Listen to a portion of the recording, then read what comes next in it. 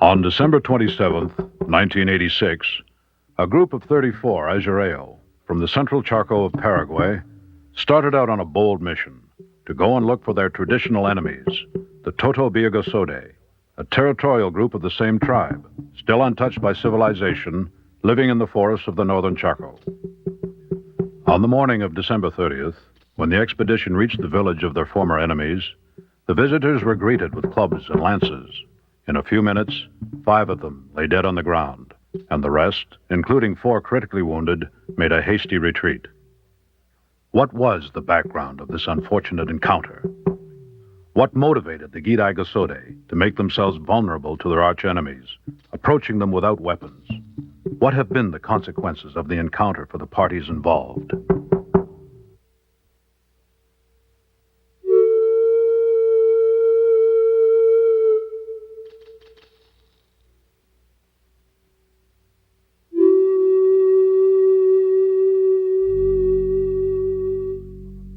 Chaco, an Indian word for hunting ground, a semi-arid bushland covering the northern region of Paraguay, bordered by Bolivia to the north and west and Argentina to the south.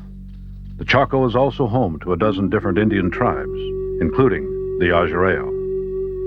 Responding to the harsh environment of this region and the expansion of Western culture, nomadic bands of these tribes have crisscrossed countless square kilometers of forests in search of food, water, and more importantly, a place of their own. This has been their life for as long as their tradition recalls.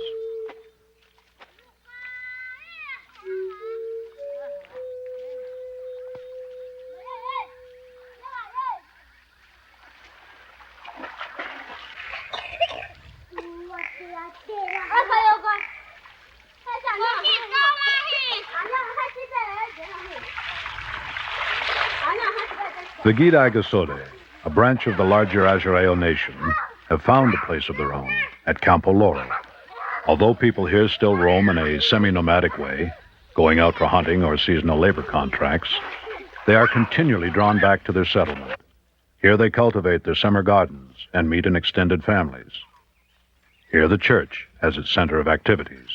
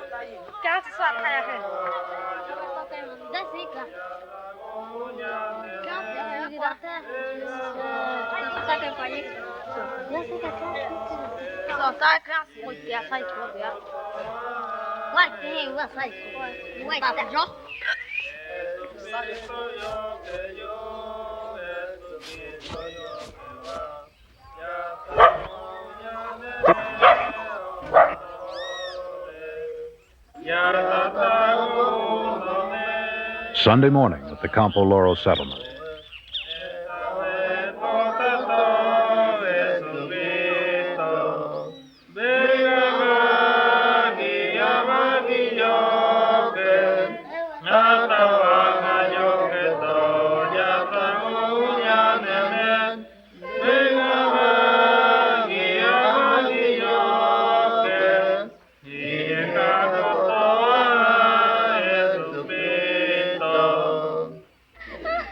Indians and missionaries have gathered for a worship service. KOD is the speaker. Today's Bible reading is from Matthew 28. Go ye therefore and teach all nations, baptizing them in the name of the Father, and the Son, and the Holy Spirit, teaching them to observe all things whatsoever I have commanded you. And lo, I am with you always, even unto the end of the world. Today we understand, on the basis of this biblical text, why the missionaries had come to us. Do you remember when they told us about their great chief, Tupade, Jesus Christ, for the first time? Naturally, we only smiled, for he had never killed an enemy. How could he possibly be a chief?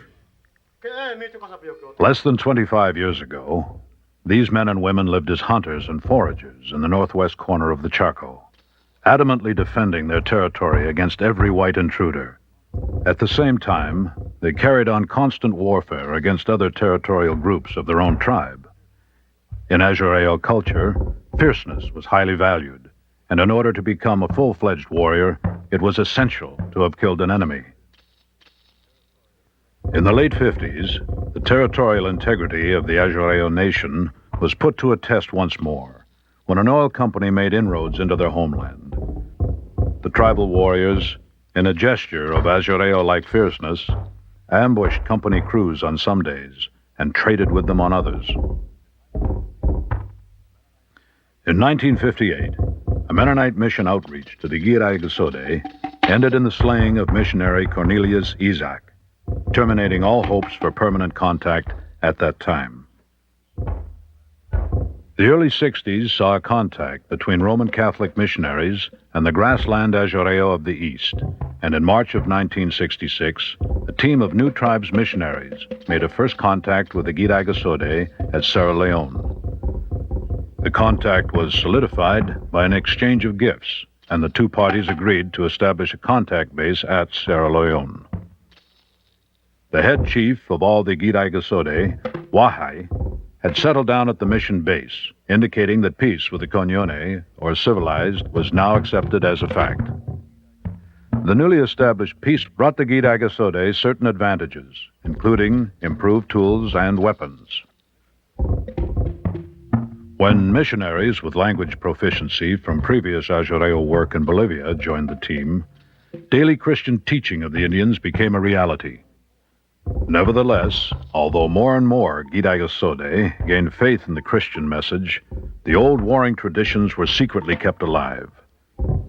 They continued to raid the Totobié-Gasode villages. Warriors often came back with heroic accounts of having slaughtered entire groups of their traditional enemies. Since then, the Girai-Gasode have moved further south, further into civilization, making Campo Loro their new home. Campo Loro stands for Parrot Land and is located 500 kilometers northwest of the capital city, Asuncion, and only 50 kilometers northeast of the Mennonite community of Philadelphia. Here the natives own just over 6,000 hectares of land. Old and new ways are blended here at the settlement. Language, social organization, foraging, and summer gardening remain much the same as in the past. At the same time, thousands of little items of Western civilization are integrated into the Ayoreo cultural matrix. For more intensive land usage, cattle raising is being practiced as a new economic activity. Social and political relations at regional and national levels are consciously being built up. This way, the Girai-Gasode are in the process of becoming citizens of two worlds, the traditional Ayoreo culture and the white man's world, feeling comfortable to move back and forth between the two as needs and opportunities dictate.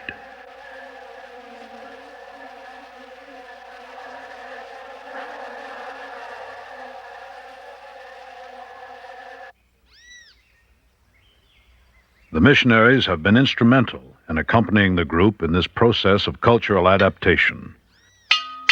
Ever since contact was made 22 years ago, the missionary families have lived with the group. Knowing the Ayoreo language, has enabled them not only to teach God's word to the natives, but also to interpret the white man's ways to them. In a two-room building, children attend school. Here they are being taught to read and write in their own language and to operate with numbers. The Spanish language and basic information about the national scene are also introduced step by step. In order to give minor medical help, the missionaries have set up a clinic staffed by 2 nurses. They also take care of inoculating the settler families against various diseases introduced into the area by the white population. Major medical problems must be treated at the hospital in Philadelphia. In summer, the temperature ranges between 30 and 45 degrees Celsius. During siesta, everyone takes a break from daily chores. They relax in the shade, discussing the events of the day and enjoying tereré, a cold tea made from the leaves of the yerba mate tree. This family of Totobeagasodes has been living at Campo Loro since 1979, when their band was contacted and brought here by a group of Gidaigasode. They are a constant reminder to the local people that several bands of these tribal relatives, as yet uncontacted, still live in the northern forests.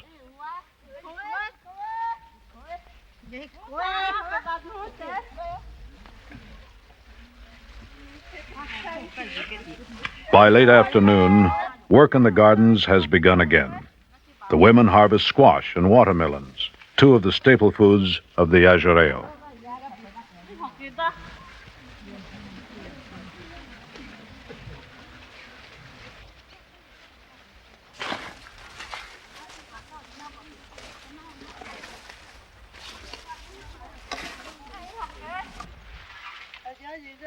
Far north of Campo Loro, in the midst of dense forests and untouched by civilization, lies a village of the Totobeagasode. Step by step, they have been forced to relinquish large portions of their hunting grounds in the south. Due to previous wars with the Gidaigasode and white intruders, their numbers have been decimated. Instinctively, they split into smaller bands, partially as a defensive action against encroaching civilization, partially as a measure of ensuring their subsistence in an ever-shrinking habitat. This group of 24 individuals, under the leadership of Dukubaide, had arrived here after separating from the old chief Ugagide and his group about 3 years earlier. Here they found a refuge, possibly their last.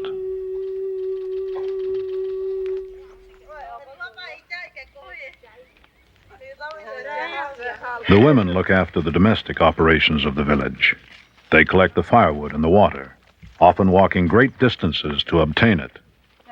Children stay close to their mothers, learning by observation and play what will be expected of them when they grow up.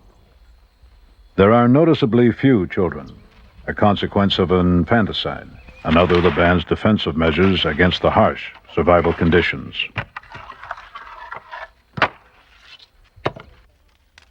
Ihao burns branches of saltbrush.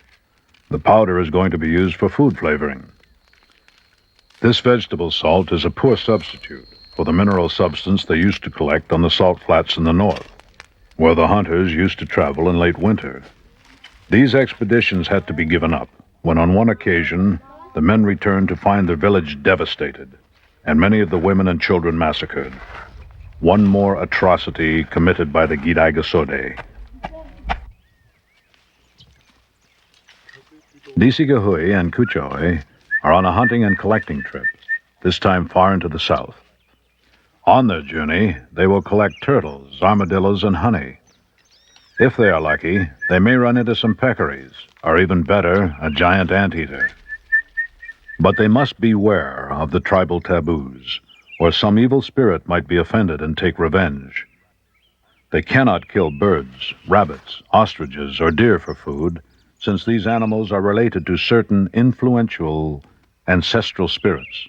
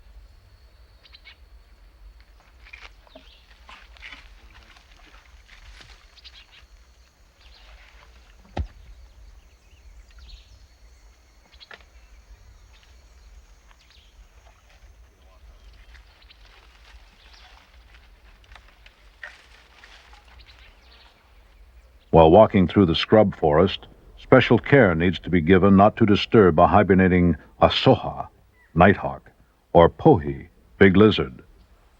Oral tradition reports dozens of cases where fellow tribesmen died after meeting either of these most powerful animal gods.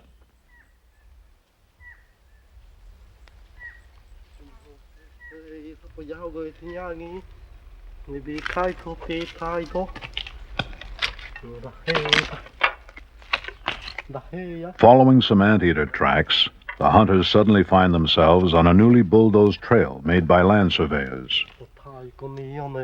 They have seen similar trails before and know that a fence will be built here soon.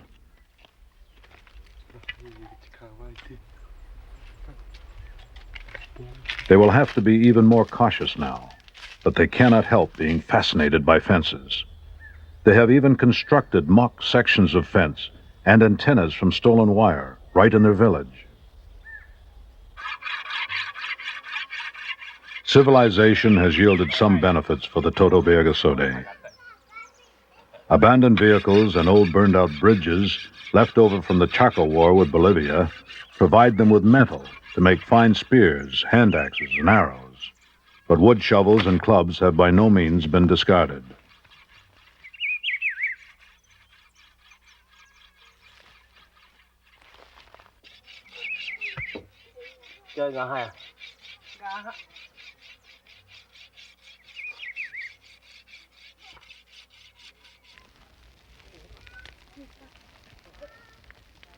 Today's hunt has been successful. Tonight the tribe feasts on tortoise, a process not to be watched by the faint of heart.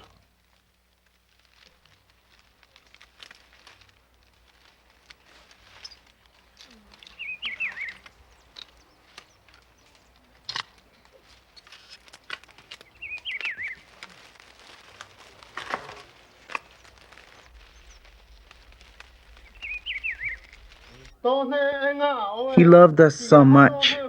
He went out of his way, sending his son Jesus Christ so we could be saved. And now, fellow tribesmen, just as the missionaries were obedient, coming to preach God's message of salvation to our nation, so we must be obedient and share the same message with others. I am thinking of the Toto Biegosode. They still live in ignorance regarding God's plan for them. They still live in fear of us, their age-old enemies. We want to pray for them, and we want to look for an opportunity to find them and tell them about God's love. That is what I wanted to share today. In the village of the Toto Birgasode, harmony between man and nature and the spirit world is being put to a severe test once more. Chamia has become sick during the night. Something is causing her severe pain. Only a Soha, the nighthawk, could do this. Baho, the group's woman shaman, has no doubt about it. Eui and Chi'i belong to the Igasitade, or wise ones, and possess the gift of curing many illnesses by their chanting. Together, they will attempt to cure Chamia and thereby restore harmony once more. First, the chanters isolate the pain and diagnose which ancestor has the power over this specific disease. Then they blow and speak the magic words into her body. This will diminish the power of the illness-causing spirit, and eventually the pain will disappear. During the winter months, water and food are scarce. At times, the group travels many days looking for a water hole that is not dried up.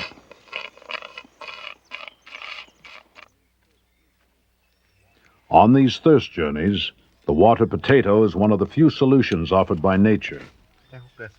The pulp from this large tuber is mashed and the moisture squeezed out and drunk.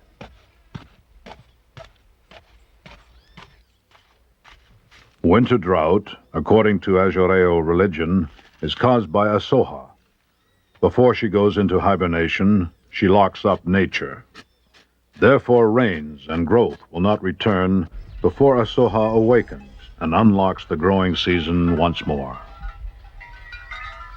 It is late August. During the night, the quavering sound of Asoha's call was heard for the first time. This calls for an immediate response, the celebration of the Asoha cleansing ritual. Only a correct performance of this ritual can ensure a bountiful summer. Equipped with bells and rattles, the adult males move away some distance from the camp and build a new fire.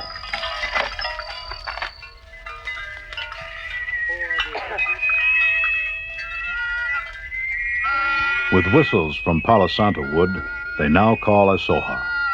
The hunters implore her for a successful honey-gathering trip.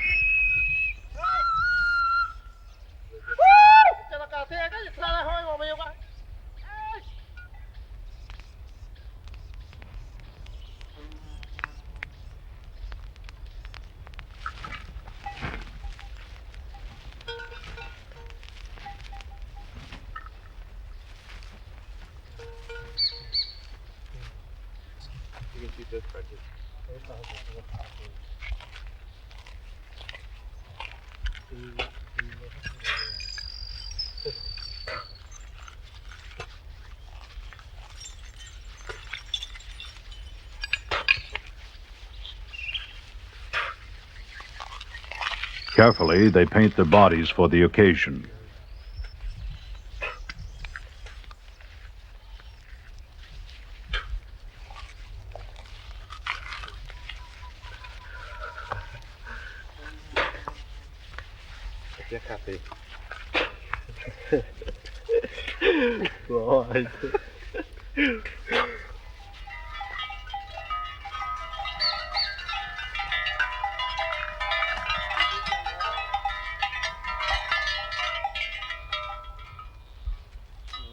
An elder from the tribe waits a short distance away with bags and tools for the honey hunt.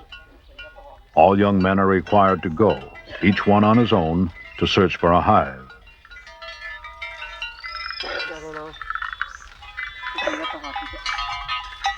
Before leaving, they are asked to take off their ceremonial adornments.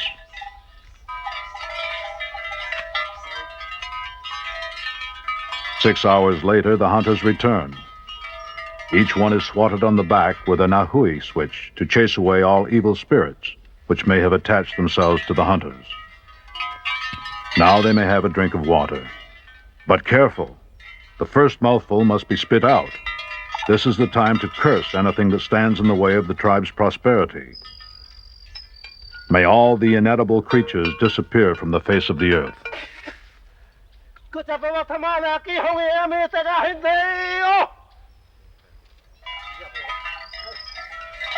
Next, the men form a procession that has to march along a narrow path between planted crosses.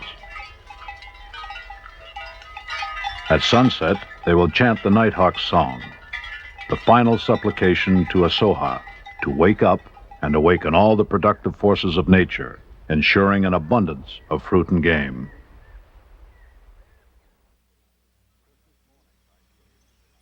Christmas morning, 1986. The mission pilot has brought news that might just be the answer to the prayers and concerns of natives and missionaries alike. While on a routine flight to the northern Chaco, he has discovered what appeared to be a thatched hut, surrounded by 11 small garden plots. Could this be the village of the Totobeagosode? The news spreads through the community, and the general consensus is that somehow they must determine if this is truly their camp and whether it is presently inhabited. 4 men are chosen to go on a survey flight, accompanied by the prayers of the natives and the missionaries.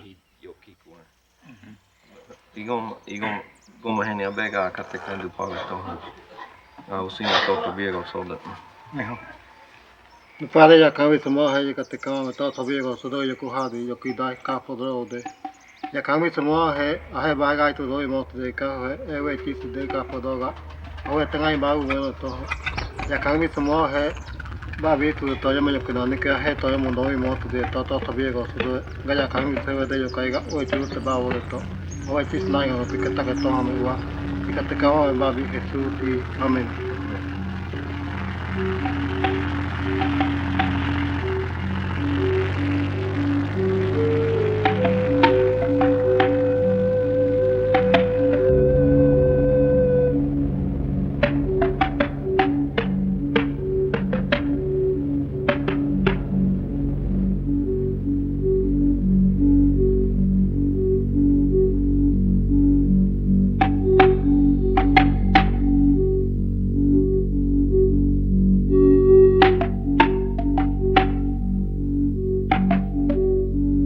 The plane heads due north.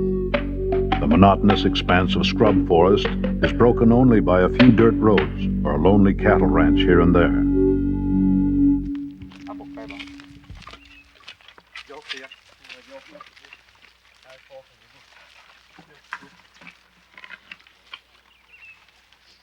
While stopping for a drink, Chikoi and Kuchooi spot a kuteone, a tiny black bee which is most productive this time of year.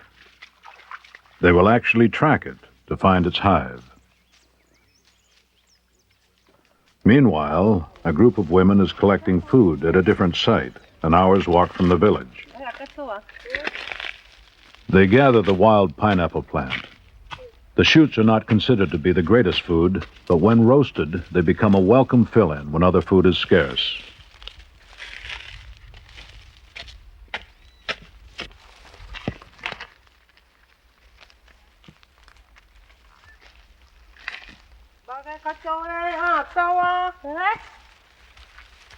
Kode nuts have been found. These nuts have high protein value. They will be toasted, and after the shell is cracked, the nut center, about the size of a peanut, will be eaten.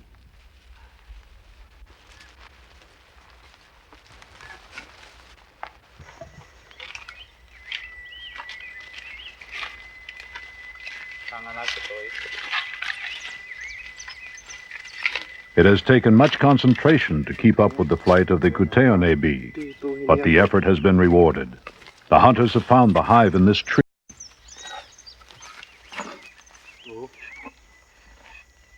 To get to the sweet substance becomes a matter of some routine climbing and chiseling.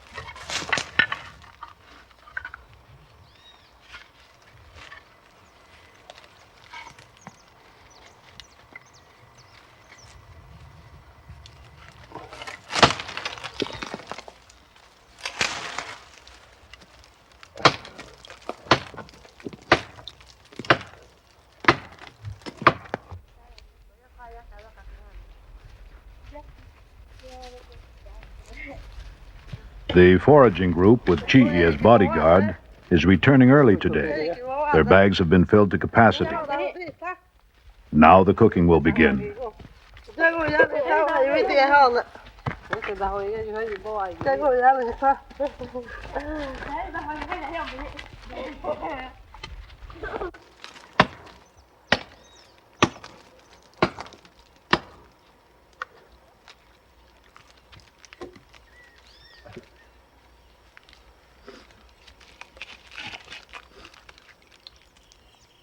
Chikoi has finally gotten to the substance of it all.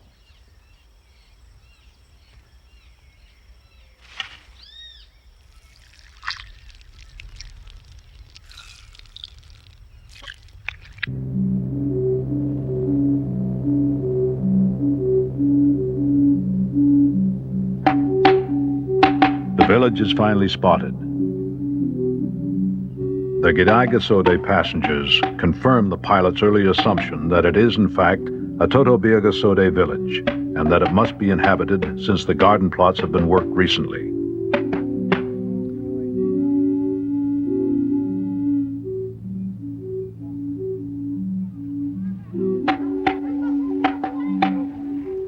Back at Campo Loro, the crowd awaits the news.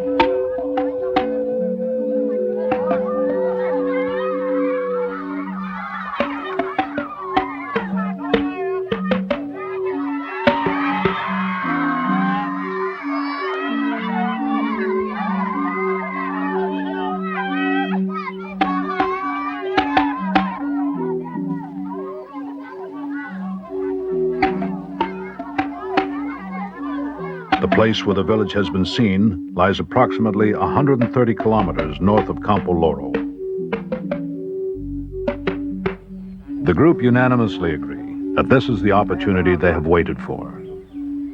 Dehabi asks for volunteers to sign up for a visit to the Totobiagasode village. The list grows until it includes 34 names.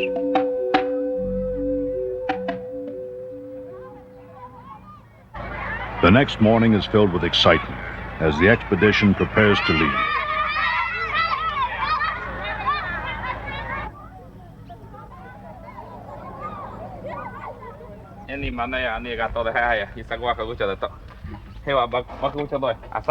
The missionaries have agreed to use their pickups to transport the group of 34 men as far as the road conditions will permit.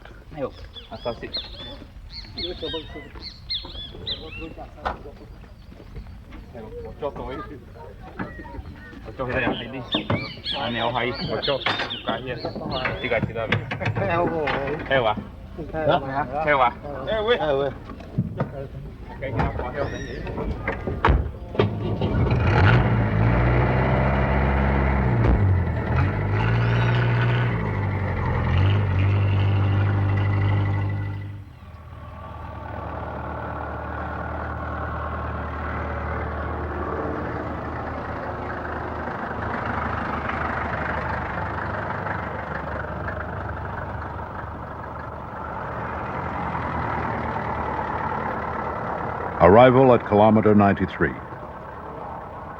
The pickups will now return, and the Gidaigasode will continue on foot, entering the uncharted forest. Mariade and Dehabi will scout for the group, on the basis of what they saw earlier from the air. Each one is loaded down with water, provisions, gifts, and hunting gear. In the village, the Totobiagasode spend the afternoon manufacturing textiles and other crafts. This group of women is separating the fibers from the wild pineapple leaves. The raw material will eventually be worked into yarn, rope, bags, skirts, and mats.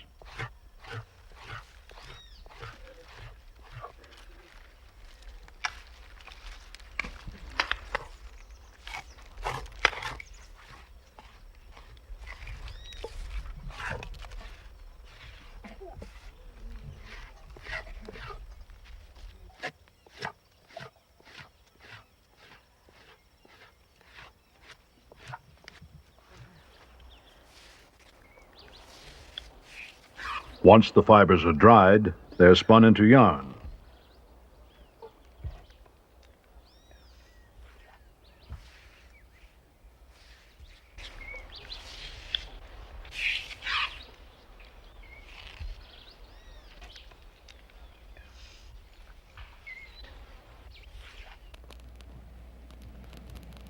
Art comes to crafts as Ayoreo completes his gourd rattle, burning a creative pattern into its surface. Rattles are for ceremonial use, but they are also understood to communicate peace when one Ayoreo group approaches another on a visit.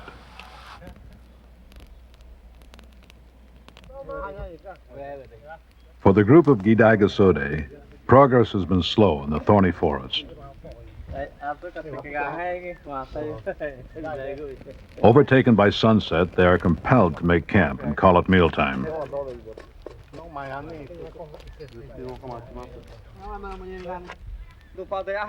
Umai finds this to be a good moment for spiritual encouragement. Once more, they express their total dependence upon the Lord, acknowledging that He alone can make the venture succeed. Village life has slowed down for the evening.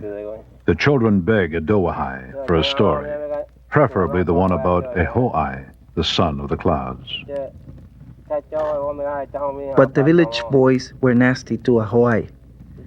They teased him and threw sticks at him. Finally, Ahoai became very angry and turned himself into a billowing black rain cloud.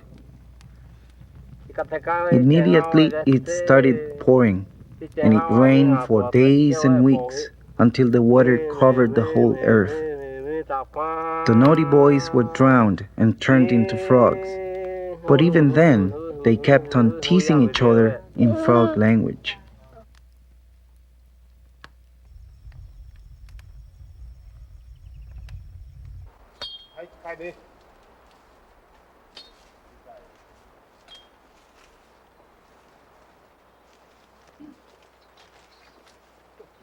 All day Sunday and well into Monday, the Gidaigasode men make their way through the dense forest.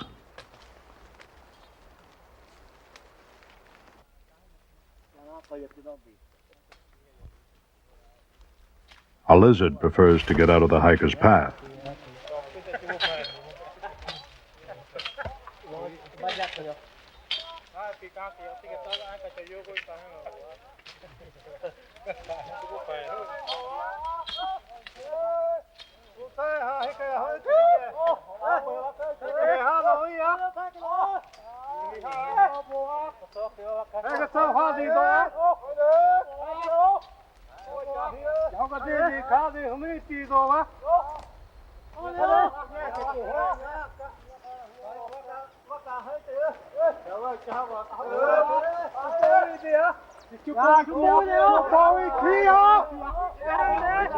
The men discover fresh footprints.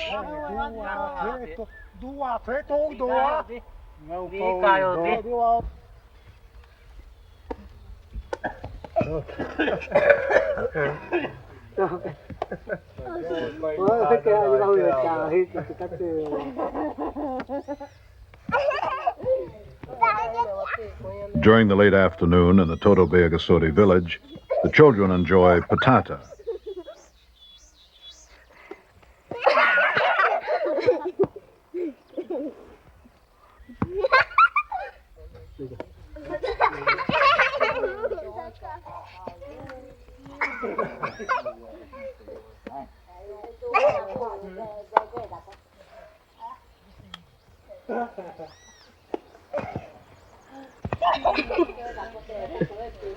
Ihao treats her husband to a massage.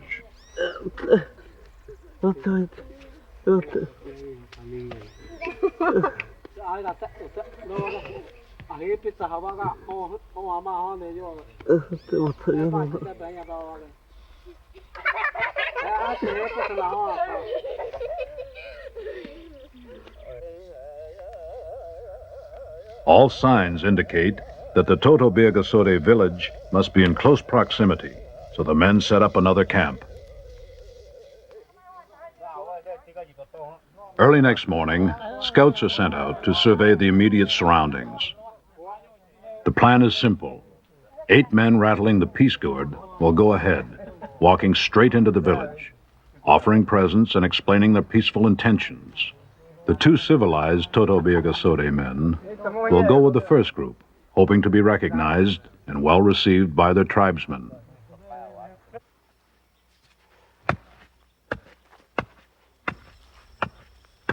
Early the same morning, several members of the Toto Birgasode have come to their gardens to hoe weeds and to harvest squash.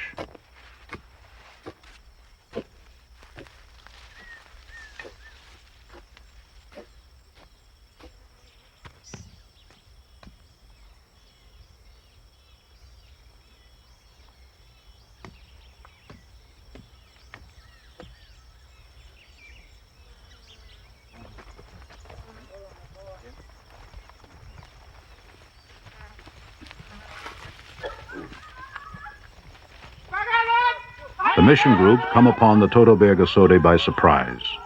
They immediately yell to them, "We have come in peace. We have good intentions."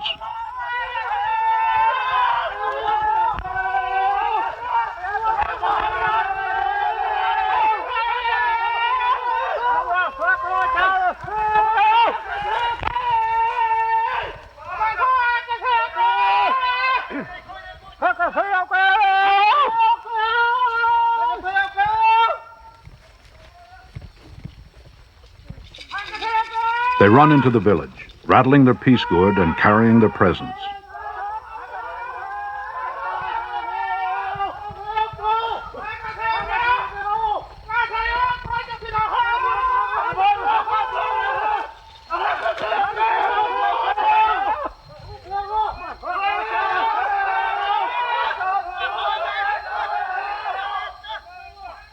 One present was to be a tape recorder with the recording button pushed. What follows is the actual recording of what happened in the village.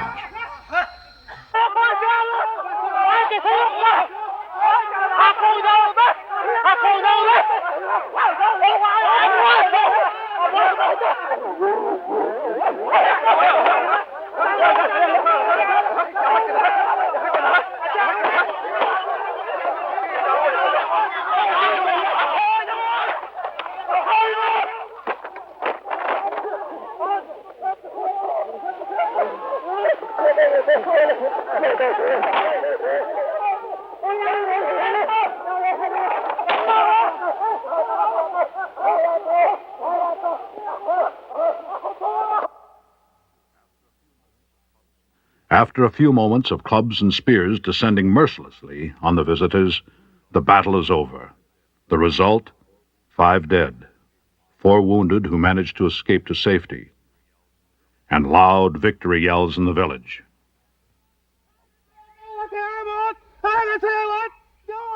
Outside the village, the survivors stand, stunned at first, but then they recover control of their feelings and immediately try to gain the trust of the villagers by starting negotiations. The Gidaigasode symbolize their intentions by putting down their weapons.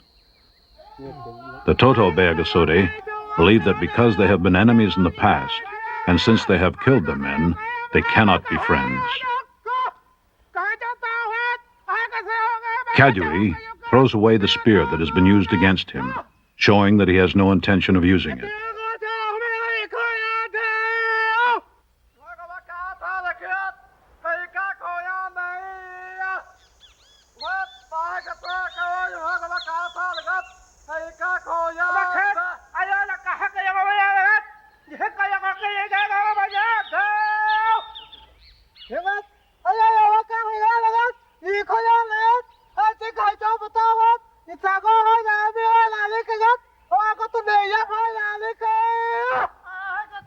The villagers are not convinced. They fear revenge against them. The negotiations for peace go on from 9 o'clock in the morning until 3 in the afternoon. The visitors have run out of water.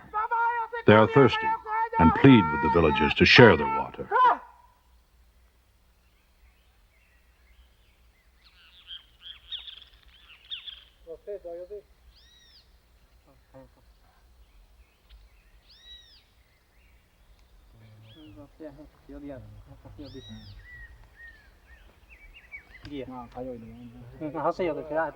Compassion moves the Toto Birgasode men to bring out a bowl of water.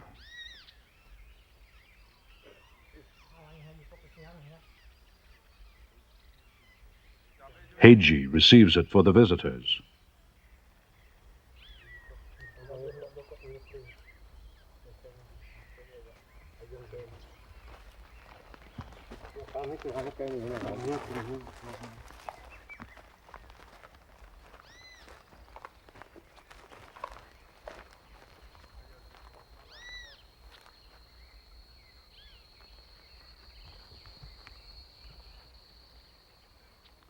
Trust is built up in the villagers' minds. Hope among the visitors. Then Kadui feels the moment has come to make a new proposal.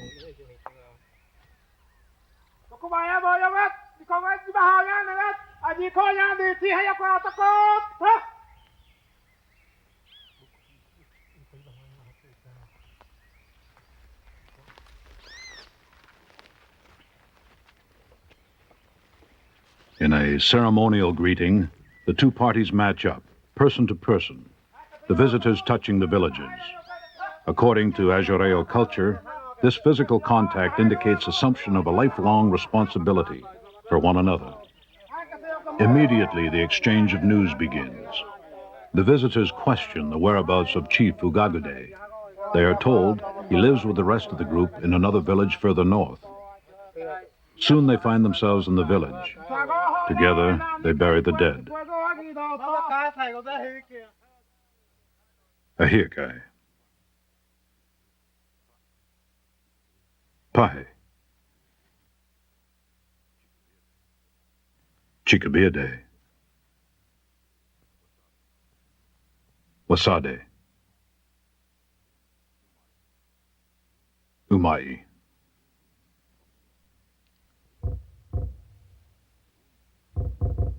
The wounded must be cared for.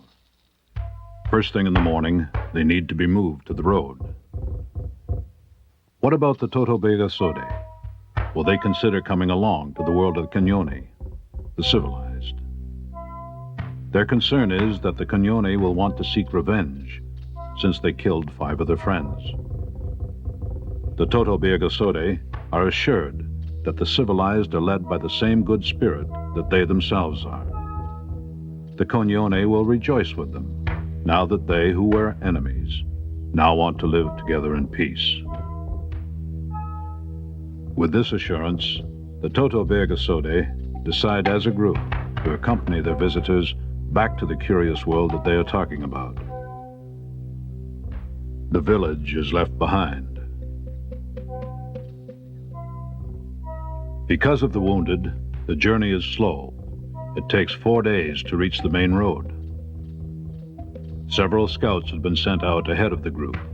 From the nearest ranch, they had sent a message to Campo Loro asking for help. When the main group reached the road, medical help and transportation are waiting for them. The most urgent case is transported on a motorcycle to the nearest landing strip. The rest of the group will travel to Campo Loro by tractor and trailer.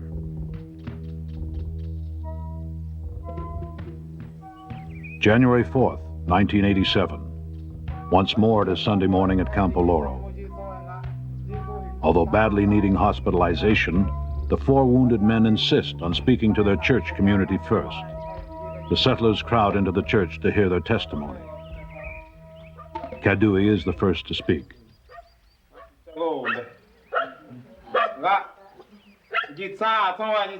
The spear hit me on the side of my face. I grabbed hold of it and wrestled it away from the attacker. Now he had no weapon.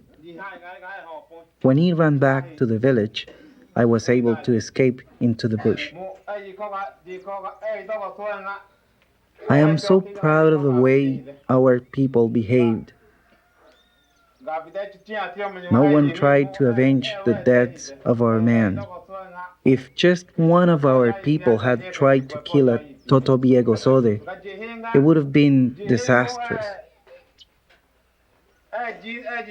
I realize this must be a heartbreaking experience for the women who have lost their husbands.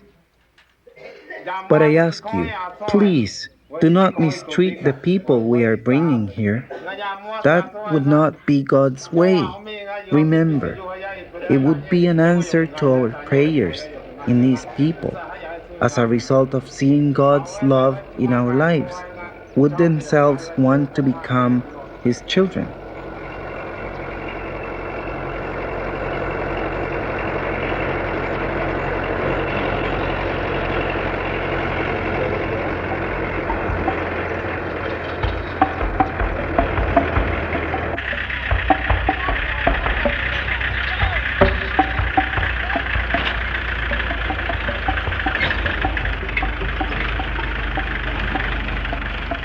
The rest of the expedition and the 24 newcomers have arrived at Campo Loro. With curiosity and a little suspicion, the Toto Birgasode view their new surroundings.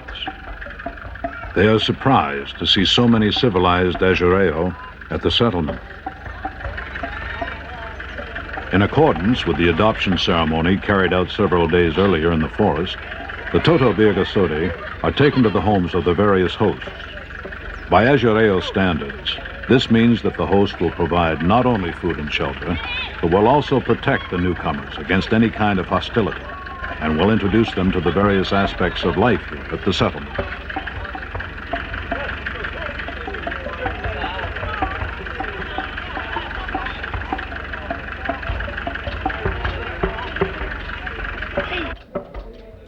In the church, it is Dehabi's turn to speak.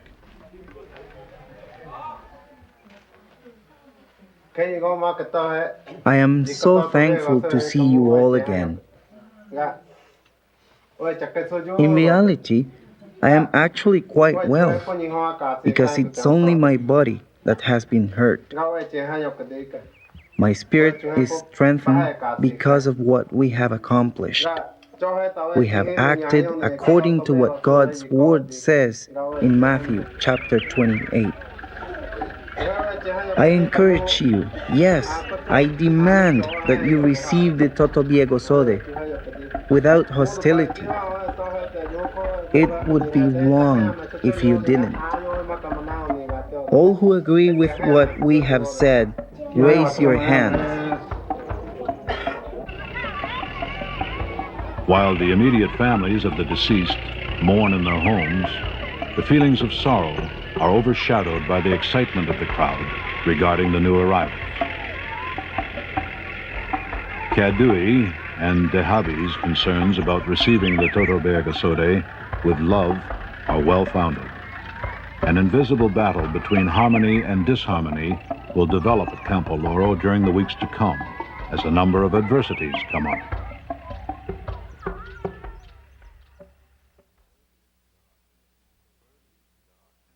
First, there are tense moments when news from the hospitals in Philadelphia and Loma Plata report the critical state of the wounded. Kadui's and Dehabi's injuries are so bad that doctors have difficulty understanding how they ever made it back.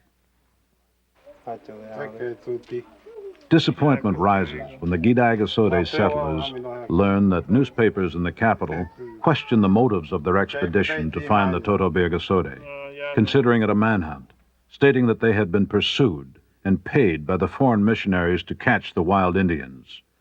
The news articles further state that the Gidagasode forced the Toto Birgasode against their will to leave their territory in order to make them slaves of the white landowners. Worse comes to worse when, after a week or two, most Toto Birgasode newcomers fall ill. They have come into contact with bacteria and viruses their bodies have never encountered before. No immunity against colds and flus. Coughs, fever, and runny noses bring the newcomers to the edge of despair. Is this how Dupade, the good spirit of Konyoni, avenges the deaths of the 5 Gidagasode? 2 missionary nurses do all they can to alleviate the situation. Doctors are flown in. The most seriously ill are hospitalized in Philadelphia. In spite of these efforts, death takes its toll. Bajo, the shaman, gets sick one evening and is dead by the next morning. According to her group, she had accurately predicted the arrival of the outsiders in the Toto Birgasode village. Kikia, another veteran woman of the group, succumbs to heart complications while being treated in the hospital at Philadelphia. Another frustration has to do with an unfamiliar diet. Hesitantly, a number of new foodstuffs like rice, potatoes, and bread are tried but quickly rejected. Fortunately, there are also familiar staples like squash, beans, and watermelon available.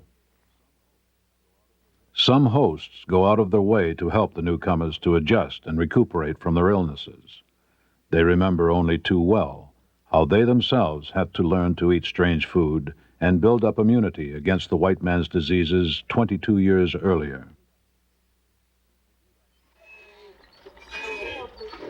The Gidaigasode see themselves as citizens of two worlds, the Ayoreo culture and Konyoni's way of life. They feel confident in introducing the Totobeagasode to the curiosities, challenges, and opportunities of this new way of life. Initially, Ayui thought motor vehicles moved by themselves, like animals, with humans as mere riders. At the mill, he comments about having stolen boards from the bridges up north and wondering what kind of axes the Konyoni might use to chop the logs to such precision. Paid labor, money, and marketing will constitute another large area of knowledge to be picked up by the Totobeagasode in their time of transition towards dual citizenship.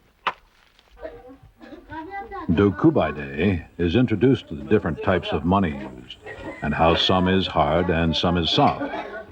The host tells him if he goes inside this house, our friend will give you Konyoni food for it.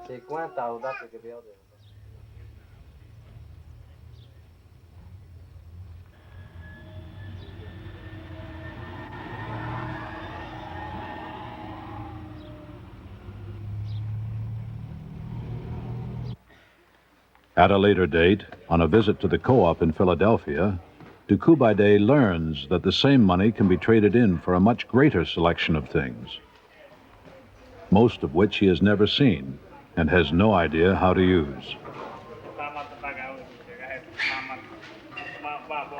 Teaching is a two-way process. The extent to which the Totobeagasode have mastered a series of survival skills, which are gradually being forgotten by the second generation at Campo Loro, become apparent every time the members of the two groups embark on a joint hunting venture.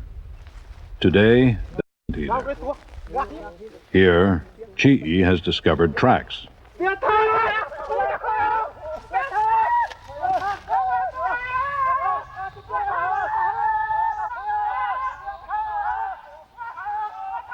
This is going to be a lesson on butchering anteaters the Totobeagasode way. First, the hair is burned off. That takes care of fleas and ticks and allows for cleaner butchering. Last, the various cuts are stored in a pineapple fiber bag. Then the hunters will call it a successful day. Kadui's heart is filled with thanksgiving that God is finally giving him the opportunity to share his Christian faith with the Totobeagasode. Knowing the traditional Ayoreo explanation for the creation of all things, he now tries to convey the Christian doctrine of creation to them. The Totobeagasode are interested, but fail to grasp the deeper meanings of the teaching at first. That doesn't concern Kadui, since it only mirrors his own initial response to a similar lesson. He assures them that they will understand in time. This is the hope that the larger community at Campo Loro cherishes also. Now, since the two groups of the Ayoreo nation have been reconciled to each other, the next step will be that the Totobeagasode will be reconciled to God, their creator. Umai, the first one slain, still holding the Bible in his hand, had written his name over the following verses of 2 Corinthians, chapter 5. God was reconciling the world to himself in Christ, not counting men's sins against them. And he has committed to us the message of reconciliation. We are therefore Christ's ambassadors, as though God were making his appeal through us. We implore you on Christ's behalf, be reconciled to God. This had been the goal of the 34 Christian Ayoreo who set out to visit the Totobeagasode in December of 1986, of whom 5 never returned.